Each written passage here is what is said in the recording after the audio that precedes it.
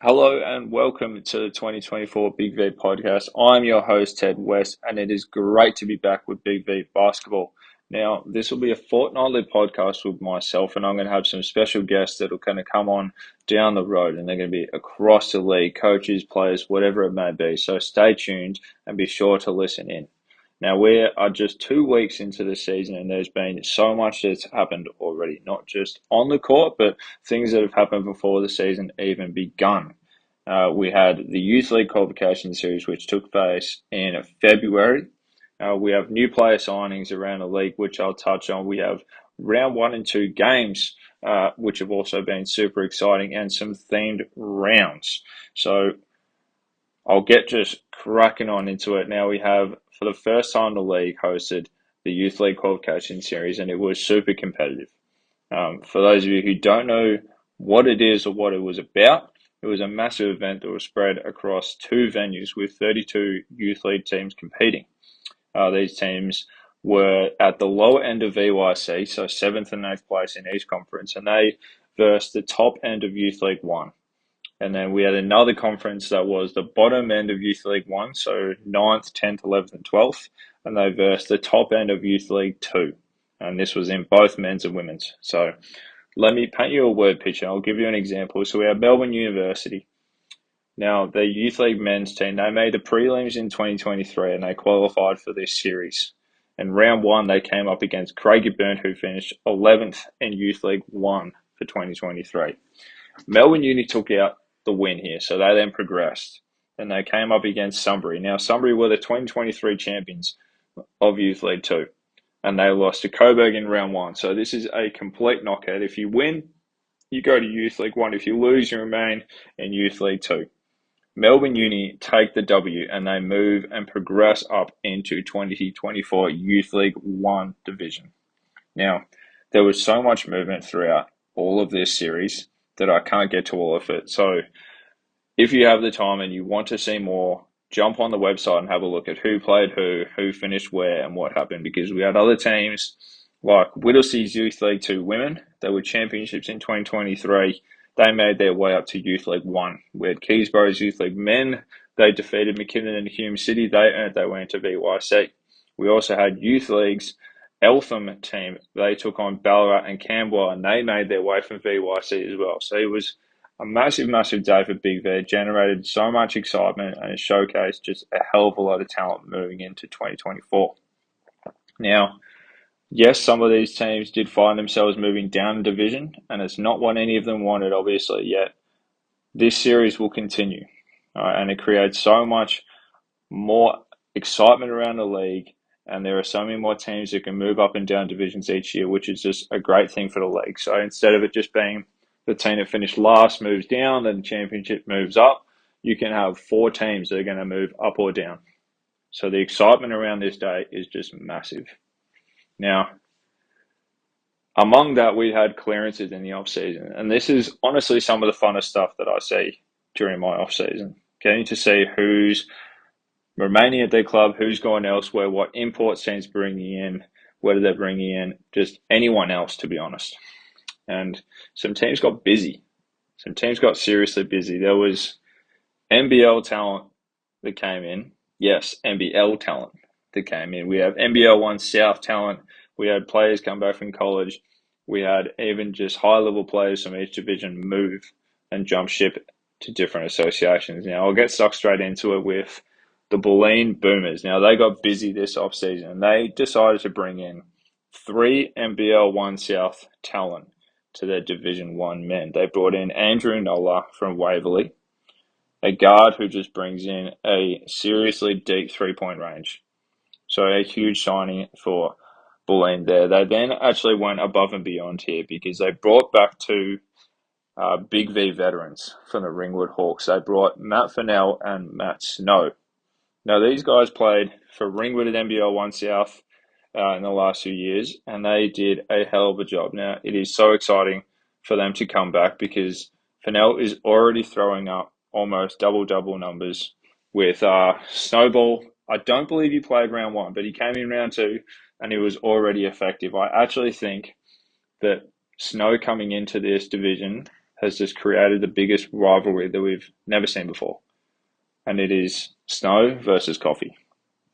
Bulleen versus RMIT. If you don't know when that is, be sure to find it on the website and go to this game because it's going to be huge, I reckon.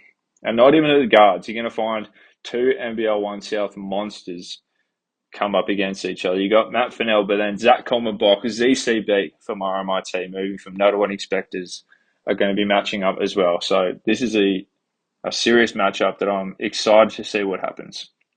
Now, don't think it ended there because Bulleen also recruited Craig Shields, and Craig Shields is all over their social media, which is awesome to see. And after 2 games, he's already setting the tone for their team as their leading scorer. So be sure to keep an eye on these Bulleen Boomers because I think they can do something special with that group. Now, Warrandyte are another team who'll put in work this offseason. They've recruited a former NBL development player, an NBL 1 South talent at the Southeast Melbourne Phoenix. They signed Tristan Forsyth. Now, this guy didn't just go about his business in round 1. He set the tone. He seriously set the tone. He went out for 30 and 17. I mean, just because, why not really? But that is a huge signing for the Warrandyte Venom, an NBL development player.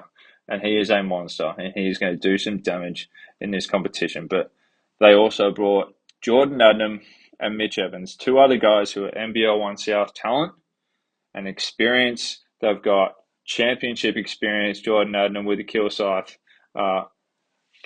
Cobras, which was fantastic to see back in the day. So they're going to make some noise as well. But even their women's side, we're going to jump to their women's side because you would have thought one O'Neill sister was enough, but we've got another one here. We've got the sisters have come back together. Maddie from Melbourne University in 2023 has joined the Warrandyte Venom, and they've put in work already together, which is just awesome to see. But you think they're done, they're not. All right, Jacinta Vandenberg, who was at McKinnon last year, she has also signed. She hasn't played a game yet, I don't believe, but she has also extended this roster, which has just brought about so much experience in championship women as well as NBL 1.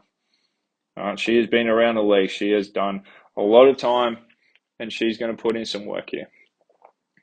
Now, Hume City's championship men, they had Max Vitala, who played, I believe it was 21 of their 22 regular season games. This guy played in the grand final where he started as well.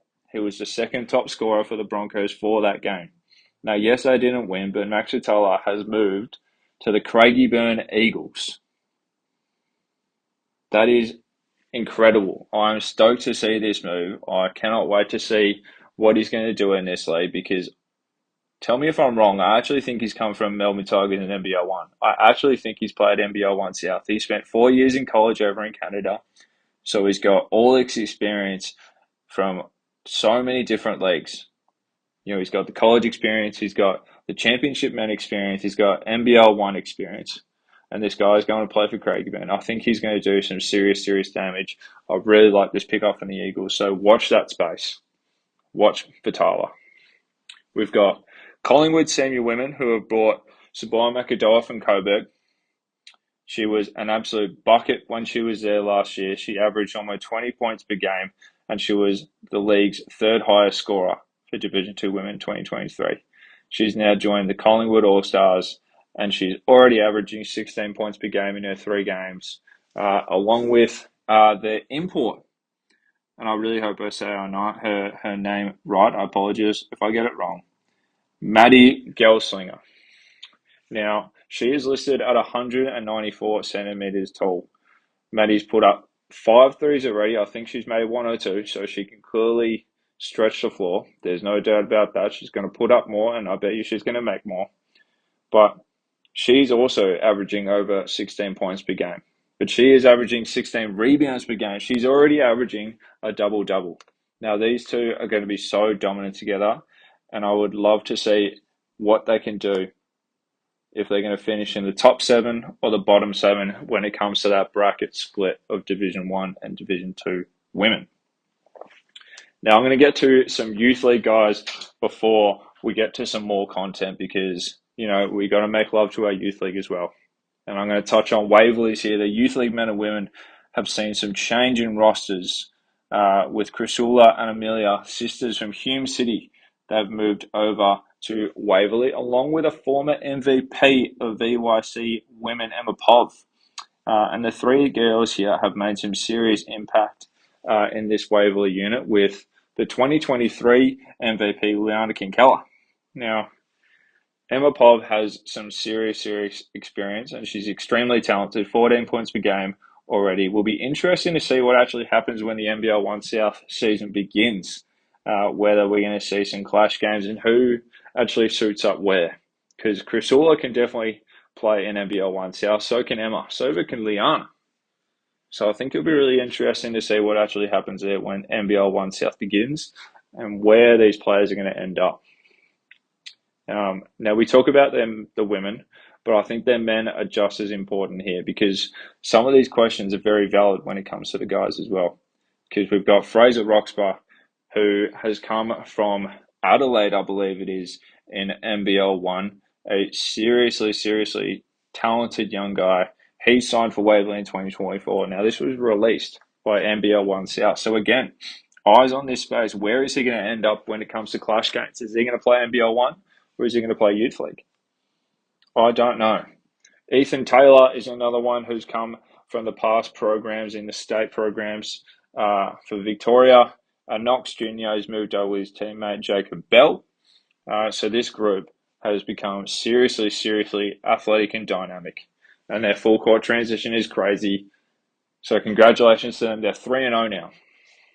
2 rounds and they're 3-0 already. So this team has put in work and it's proven. Now, before I move on, we've got one more team which I will touch on. And this is a brand new team to our Big V 2024. And it's the Westgate Imperials. Now, these guys, they've taken the league by storm almost. They've played 2 rounds already. They played 3 games. They played a doubleheader round 1 and a single game in round 2. And they're 3-0 already. 3-0. They had Melton and Surf Coast in round 1. Surf Coast being their first home game. And they put on a great experience. They had all this game day stuff. They had activations. It was really good to see for a first time team in Big V. And then they went into overtime in round 2 against Sunbury. Sunbury, the 2023 champions. I've mentioned this already. The 2023 champions of Youth League 2. And Westgate took them to overtime. The Imperials coach, Sir Dalthwaite Jr. at the helm here, was very composed. He's usually incredibly theatrical, which I don't doubt he was, but he looked so calm, composed. As we had Kurt Butler went to the free throw line, he had 2 go-ahead free throws to get him up by 3 points. So eyes on this space as well. Eyes on this space of the Westgate Imperials, who can do some serious damage in Youth League 2 almost immediately. We have a bit of a shift now because our starting 5s on socials have gone a little bit different this year. We've got an All-Star 5 first team and an All-Star 5 second team for our senior men, senior women, Youth League men and Youth League women. And it has gotten some serious performers in the first 2 weeks of basketball already. We touched on Tristan Forsyth from Waverley deciding to go for 30 points and 17 rebounds in game 1. We had a Melton Jr., Milan Savic. Now, this guy spent some time at Kilo in their VYC men's team. And he's emerged back. He was at Melton before, and now he's back in the thoroughbred uniform. He went for a 30-piece, if you do not mind. Daryl Corletto as well, doing continuous Daryl Corletto things. Now in a Breakers uniform, he's over at Warrington. And round 1, he dropped 41 points, which was unbelievable to say. Jade Odom has found a new home at the Southern Penn Sharks after her stint with NBL 1 South at the Tigers, I believe it was. She showed up twice in these first 2 rounds. She was all first team round 1 and then all second team in round 2. So eyes on Jade Odom, as I think she will be making some more teams in the future. We had Emmy O'Neill, who herself as well found herself in the All First team twice in the first two rounds, which is fantastic to see with her sister now, as we mentioned earlier. And then for youth, we had Corey Hastings from Frankston, who was just completely nuts from 3-point land. He went 6 from 7 in round one, shot 38 points in their very first game. I believe it was a win over Wyndham. We had the Bendigo Braves, Lavinia Cox, the champions of 2023. Lavinia went for 34 points with a double queen from Olivia Kingston from Sherbrooke. We had some all first teams from round one and all second teams from round two. We had players averaging 27 plus points, 30 plus points. We had doubles. We had steals that were above 5. We had blocks that were above 5. It was insane. So eyes on this space because it is so competitive to get on this now. It is so competitive because it is spread across 3 leagues just to get into 2 teams. 10 players is all it is. So if you get a mention, be sure to tag Big V Basketball and be sure to share the love because it is so good to see. Now, before I wrap up here, I will touch on some special dates because it's super important in Big V. We keep celebrating as much as possible everything that's going in the community, everything that's going around the associations.